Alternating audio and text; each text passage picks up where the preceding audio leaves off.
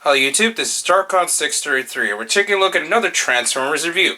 This time we're going to take a look at Titan Returns Hardhead with Furos. Now this is the first of the Titan Returns Deluxe that I currently own, and I'm actually quite impressed to what I've seen already in Titan Returns. Now, in the original Generation 1 cartoon, his name was actually Duros, but I'm pretty sure it's because of a copyright issue that they were no longer able to keep the name Duros. On the top of my head, I don't really know what Duros could be, but it's interesting to see that they lost the name over time. But anyways, we'll take a look at the box. The box is a little bit smaller, so going back to maybe the similar style to Groove from Combiner Wars, since it was a smaller box without the comic, but it's still pretty cool.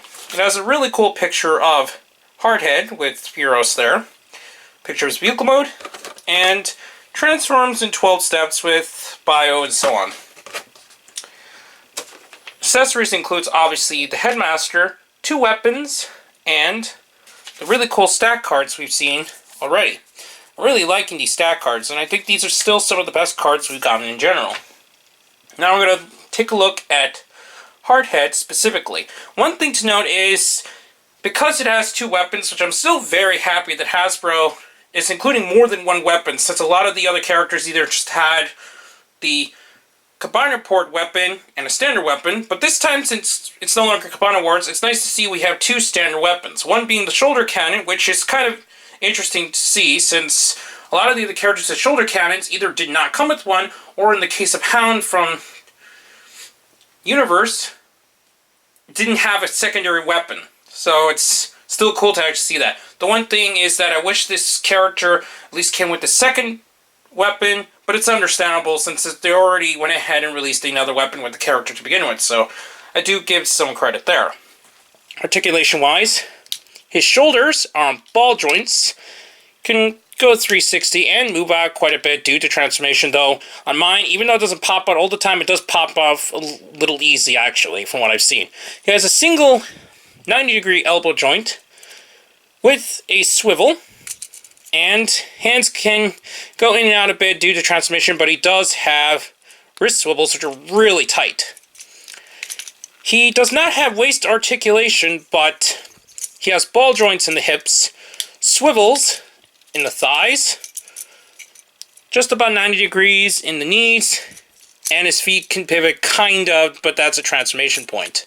Now we're going to take a look at the head itself. The head, similar to what we've seen with Galvatron, but not as restrictive since it doesn't have the problem with the faceplate. The head can go 360, can look up and down a bit, and kind of move left and right because the actual Headmaster's head is on a ball joint. And I guess you can kind of consider the shoulder cannon as a joint too, but in my opinion, I don't really consider that a joint for the character in general. So that covers up all the articulation points on Hardhead, which it's really cool actually. Now in this mode he actually has a secondary mode technically. This can also be seen with the vehicle mode, but what you basically do is open up the cannon up here, and now there is an empty slot. What we're going to do is transform Furos into his robot mode, which we'll now quickly look in before we do anything else. It's really tiny still, and it's still really cool that it has articulation points. A lot of the other Headmasters either had articulation or it's just really hard to move the joints, especially the G1 toys, and it was kind of scary to play with. But these are a lot better, although they still feature the single joint in the legs. It would be nice to see it as a separate piece, but it's understandable due to how small it is. It would probably make it a lot more fragile and so on. Head can also swivel since it's on a ball joint, and that's pretty cool. What we could do, as mentioned earlier, we're just going to slot him in the little empty seat here, and now we have Hardhead taking control of the cannon, which makes no sense at this point since he no longer has a head to really manage this in general. But at least it's a pretty cool feature you can actually do. Now to transform it, technically you can remove the gun, which is going to quickly take it off just to show that it can actually fit as a secondary weapon in his hand. but it's extremely oversized and causes the weight to go down, so there really is no point to keep it as a second weapon there. So it's better off just keeping it as the shoulder cannon. And luckily you do not need to remove it for transformation, so that's good. To transform the figure, what we're going to do is collapse the feet first. We're going to take away the gun and close off the hands. Next, we're going to do, to make it easier for the next step, we're going to pull down the crotch plate, which can get kind of stuck. You need to get into there. There we go. So now it looks like this. We're going to collapse the feet so they go to the sides like this. And then, what we're going to do next is over here. We're going to open up this compartment in the chest completely and lay it flat. So now we got Hardhead almost completely in his vehicle mode. And then there's these little slots. They're on the side of the legs. These little slots here on both sides will slot into these tabs that's on the green part of the back, the tank mode here. And they'll snap into place and stay on pretty snugly, so that's really good. And then what we're going to do next is push back the cannon, so now it lays flat like this. Turn these around, and here they will slot into these empty slots here with the pins that are on the arms. And then it's going to snap into place. Well, not really snap, but it just kind of snaps over them.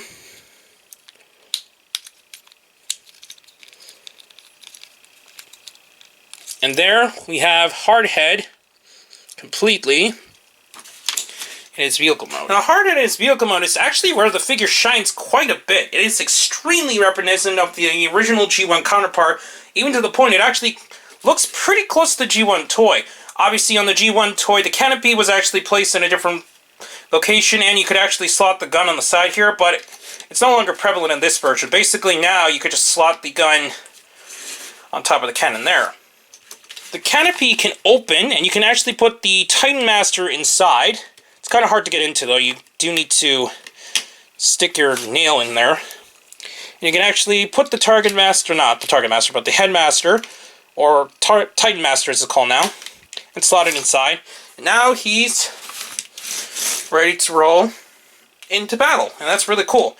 Now, in the Headmasters cartoon, which I thought was actually in my opinion, a better take on how the Transformers worked, is that even though they still maintained the heads, it was cool to see that the Titan Masters, or Headmasters in the original context of the characters, were actually mainly the heads themselves, with the main body being a Trans-Tech, which basically means that it was just the armor for them that they used. Since unlike in the G1 cartoon, where there were Nebulons who took the form of the Transformers heads, it made kind of no sense, because when the Nebulons went on their own, they were stuck in vehicle mode, and I thought that was kind of a really dumb idea. So I personally think the Headmaster take is a lot better. On the bottom, it has a few plastic wheels here on the tank treads here, and the large orange wheel here. For some reason, I don't really know why there's a reddish-orange wheel to begin with, but I guess it's cool. And it actually rolls pretty well on the table, so that's really nice.